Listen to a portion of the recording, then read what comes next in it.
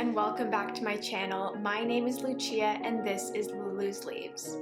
So today I have a really fun haul for you guys. I have quite a few plants that I was able to find and I'm very excited to show you guys. There are a few more rare plants and there are some that are just more difficult to find, but not necessarily rare. All of these plants kind of came from different sellers. If I remember who sold them to me, I will let you know. Let's just get started though. I don't want to hold you guys up here too long. So the first plant I have here is this sort of Rhipsalis. I'm not sure the exact species, but I thought it was so cute, and I knew of this cactus planter before I even bought the plant, and I was like, I have to have it because I know it's gonna look cute in this. And sure enough, it did. So this is the plant here. It actually has these little cute crystals. It looks like sugar. I believe it's actually a type of plant sugar or something like that that grows on the plant with it, but it's very cool. It almost reminds me of coral. The next plant that I have here is this beautiful little string of pearls. I think this one is so cute.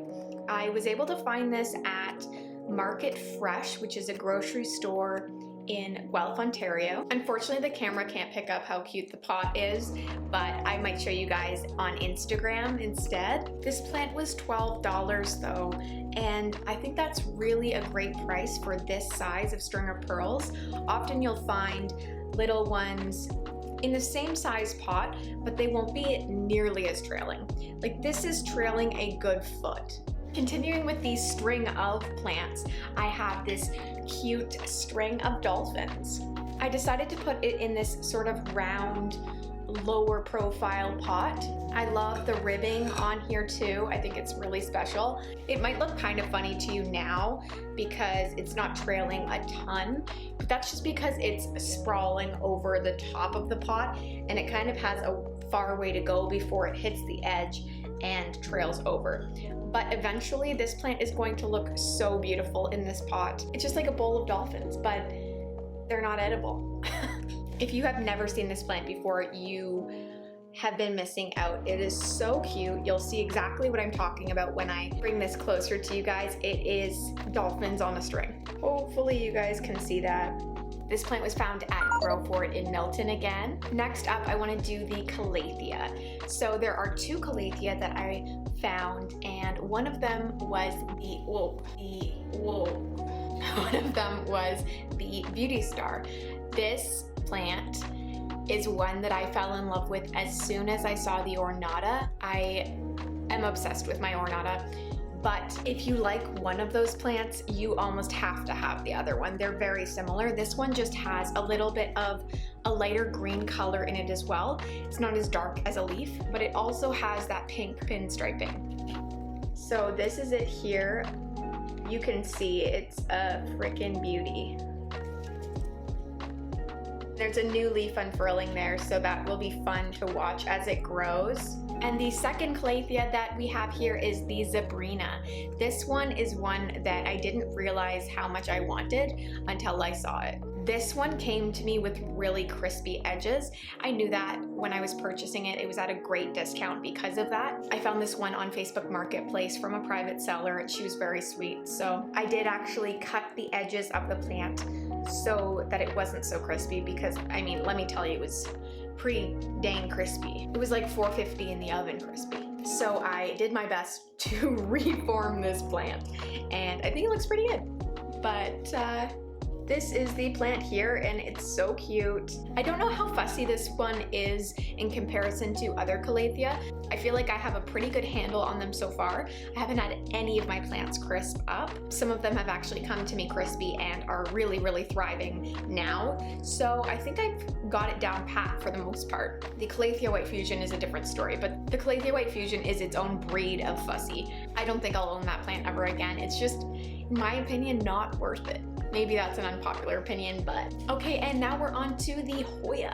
I have 3 Hoya here today. 2 of these are a little bit more rare, especially this one here. This is the Hoya Bella Variegata, but it's actually the reverse variegation. On the tag that it came with, it says Hoya Lanceolata Bella Variegata.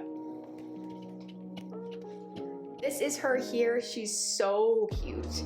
And I hope one day that this thing flowers for me because those flowers are spectacular.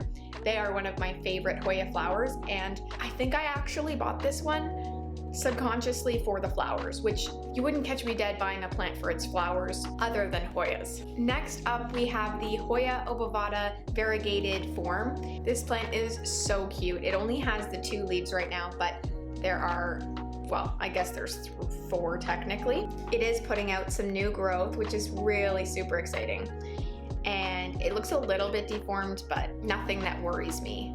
That's nature. The variegation in this is really cool too. I will do another close-up here to see if we can catch this, but this plant actually has slight ridges where the variegation is. So it actually is raised the most at the points where it's the darkest, and then where it's the lightest, it's the shortest. I don't know. So if you can see it, you're gonna see it here.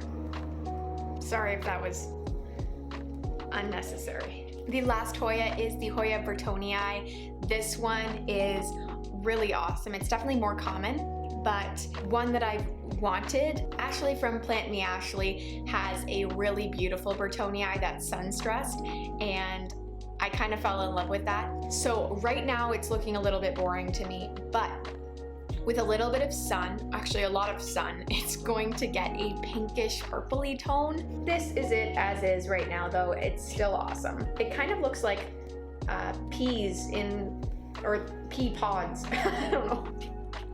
Like the pod that peas come in. Last but definitely not least is probably my second favorite plant right now. I really shouldn't be making favorites because I swear to God, every time I look at one of my plants, I'm like, oh yeah, that's my favorite. Oh no, that's my favorite. So I pretty much just am a fan of all of my plants, which I think is a good thing. But for real, this one's pretty special. This is my Philodendron Florida Ghost. This plant has 4 leaves. And I think the leaf shape is just so unique. Don't get me wrong, there definitely are some other philodendron that have a very similar leaf shape.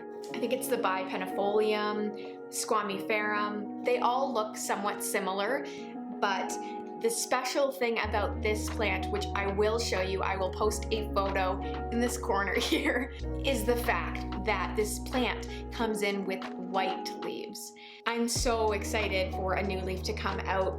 There's nothing right now, there's no growth points unfortunately, but it is still early spring, so I'm really hopeful that something exciting is coming my way. Yeah, they go through this amazing transformation from like a white color to a frosty minty color, and then they fade to this dark green eventually as they mature. This plant has definitely made it into my favorites book, but again, all of my plants are my favorite. I just want to reiterate how thankful I am for each and every one of you guys watching. I can't believe that we are at 300 subscribers. It was on April 20th or 21st that we were at 100 subscribers. So the fact that 200 people have newly subscribed to my channel, just, I mean, it's not that significant, but to me it is, and I really, really do appreciate it. If you guys enjoyed this video, it would mean the world to me if you would give it a thumbs up and leave a comment down below. Tell me the first nursery or plant shop that you will be visiting as soon as the quarantine is over. I know for me, there is a really awesome nursery really close to me called Belgian Nurseries, and while they do have curbside pickup, I really, really want to do a tour of that nursery for you guys. But yeah, please subscribe if you haven't already, and thank you guys so much for watching. Have a great day.